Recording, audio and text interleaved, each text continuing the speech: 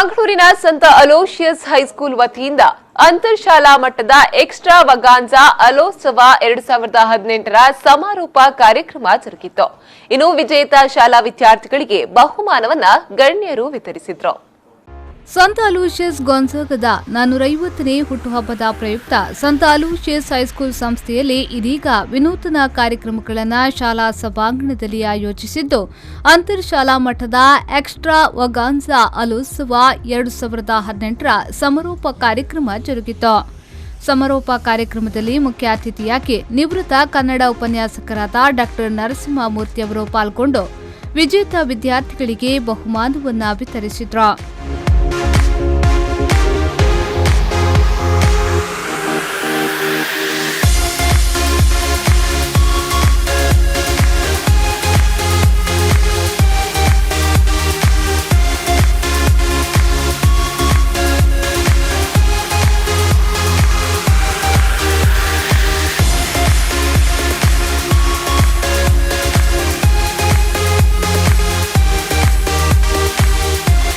ಬಳಿಕ ಮಾತನಾಡಿದ ಅವರು, ಸ್ಪರ್ಧೆಯಲ್ಲಿ ಯಾವಾಗಲೂ ಸೋಲು ಗೆಲುವು ಮುಖ್ಯವಾಗಬಾರದು, ಭಾಗವಹಿಸುವುದು ಮುಖ್ಯವಾಗಿರುತ್ತದೆ. ಮುಂದಿನ ದಿನಗಳಲ್ಲಿ ಇನ್ನಷ್ಟು ಸಾಧನೆ ಮಾಡುವಂತಾಗಲಿ ಎಂದು ಶುಭ ಹಾರೈಸಿದ್ರು.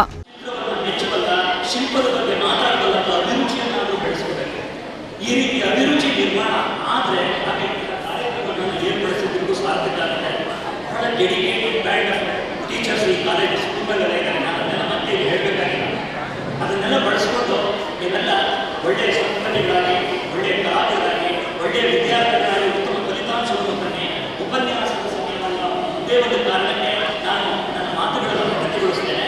ಆದರೆ ಮತ್ತೊಮ್ಮೆ ಹೇಳ್ತೇನೆ, ಇಂದು ಈ ಸ್ಪರ್ಧೆಯಲ್ಲಿ ವಿಜೇತರಾದ ವಿದ್ಯಾರ್ಥಿಗಳಿಗೆ ಮಾತ್ರ ಅಲ್ಲ, ಈ ಸ್ಪರ್ಧೆಯಲ್ಲಿ ಭಾಗವಹಿಸಿದ ಪ್ರತಿಯೊಬ್ಬ ವಿದ್ಯಾರ್ಥಿಗೂ ಕೂಡ ಹೃತ್ಪೂರ್ವಕವಾದ ಅಭಿನಂದನೆಗಳು. ಒಂದು ಎಕ್ಸ್ಪೀರಿಯನ್ಸ್, ಗೆಲ್ಲೋದಷ್ಟೇ ಅಲ್ಲ, ಗೆಲುವು ಸೋಲು ಅಷ್ಟೇ ಅಲ್ಲ, ಅದನ್ನು ಸುಮ್ಮನೆ ಮಾತನಾಡ ಭಾಗವಹಿಸಿ ಪಡೆಯುವ ಅನುಭವವೇ ಅತ್ಯುತ್ತಮವಾದಂತಹ ಅನುಭವ.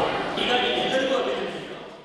ಕಾರ್ಯಕ್ರಮದಲ್ಲಿ ಆಗಮಿಸಿದ ಗಣ್ಯರನ್ನ ಶಾಲಾ ಪ್ರಾಂಶುಪಾಲರಾದ ರೆವರೆಂಡ್ ಫಾದರ್ ಜೆರಾಲ್ಡ್ ಪುರ್ತಾದು ಅವರು ಸ್ವಾಗತಿಸಿದ್ರು.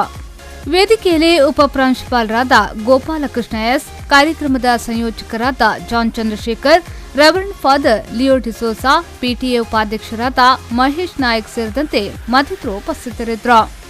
ನಗೆಹಬ್ಬ, ಕನ್ನಡ ಕೈಬರಹ, western dance, mehndi, computer, drawing, ಸಮೂಹ ಸುಗಮ ಸಂಗೀತ ಸೇರಿದಂತೆ ಇನ್ನಿತರ ಸ್ಪರ್ಧೆಯ ವಿಜೇತರಿಗೆ ಬಹುಮಾನವನ್ನು ಗಣ್ಯರು ವಿತರಿಸಿದ್ರು.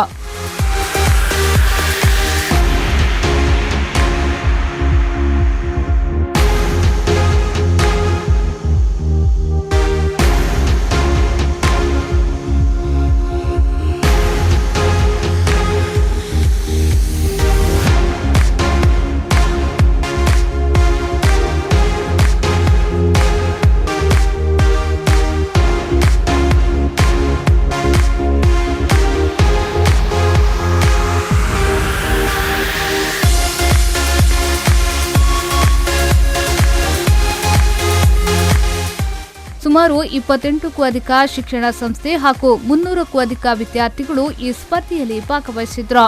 ಕನ್ನಡ ಮತ್ತು ಇಂಗ್ಲಿಷ್ ಮಾಧ್ಯಮದ ವಿದ್ಯಾರ್ಥಿಗಳಿಗೆ ಪ್ರತ್ಯೇಕ ಸ್ಪರ್ಧೆಯನ್ನ ನಡೆಸಲಾಗಿತ್ತು. ಕ್ಯಾಮರಾಮನ್ ಶರತ್ ಸಾಲ್ಯನ್ ಜೊತೆ ನಗೇಶ್ ಕಾವೂರು, ವಿ4 ನ್ಯೂಸ್ 24/7 ಮಂಗಳೂರು.